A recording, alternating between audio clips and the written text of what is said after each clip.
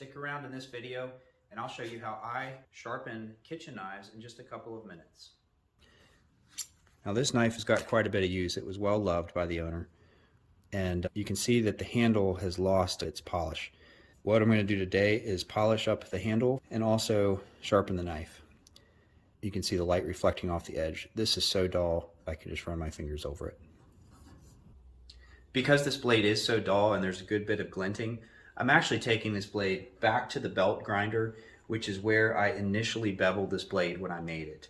The technique that I'm going to use is to push the edge of the blade into the slack belt of the grinder. You do want to have a slack belt, so I push the hard back out of the way.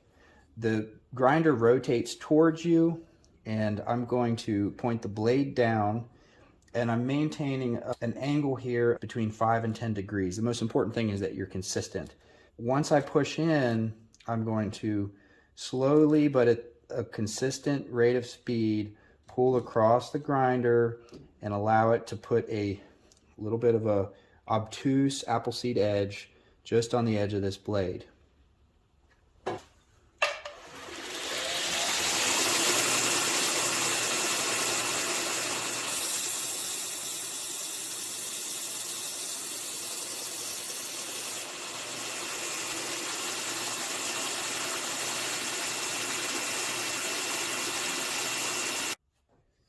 Now that I've ground the first side, you see the glinting of the light. You can see that there is about a 1/16 of an inch of material that came in contact with the grinding belt. And I can start to see a burr forming. That's a good sign. Now what I'm going to do is flip it over and do a pass on the other side.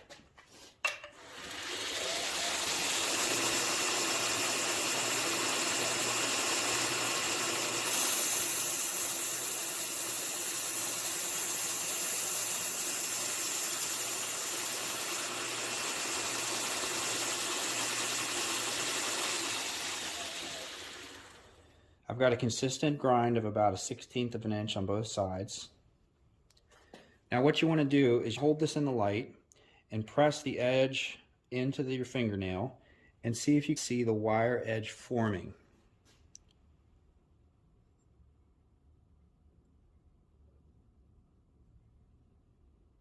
You can see the wire edge actually rolling up on my thumbnail. Once you have that wire edge, you know you're good to go. All right, now all we have to do is actually remove the burr from the edge of the blade. I use these crock sticks. These are diamond dust coated sticks. I keep them at 17 degrees. This particular sharpening system is made by Lansky. All you do is you want to keep your wrist straight, and you're just going to swipe this a few times on each side until the burr comes off of the blade. It really doesn't take very much because you're just trying to remove the burr. And then you can check it against your thumbnail to see if the burr is still there. They're just a little bit on the tip. Let's check and see if we have an edge on the knife. That's about 5 sheets of paper. There you can see very quickly we can get a shaving sharp knife. Now I'm going to run the oak burl handle over the buffing wheel to regain some of the original polish. It's good to use a white rouge buffing compound. If you use a dark black rouge, it will rub off onto the wood and ruin your handle. If you have brass pins or brass rivets, you don't want the buffing compound to come in contact with those brass pins because it will leave a streak.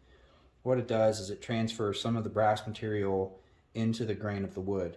I work around the brass pins and also the steel on the spine to try to highlight the wood.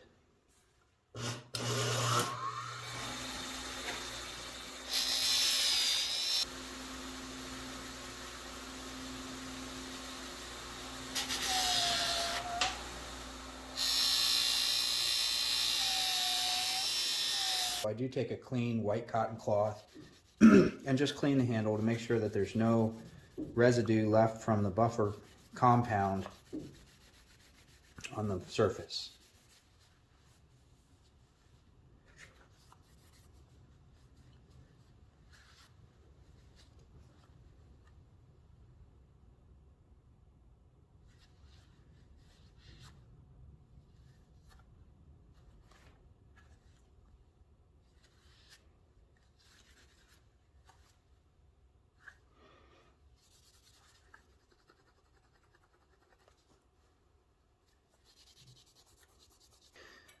This is epoxy stabilized wood, but I do put a finish on it as well. Sometimes I'll use tung oil, but recently I've been loving this product called Renaissance Wax.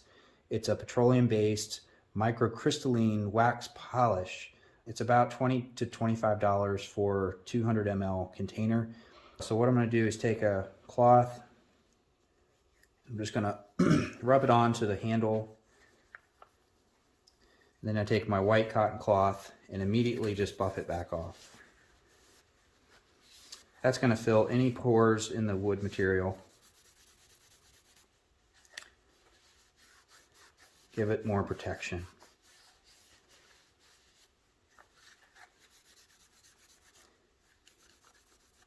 It's nice and sharp again.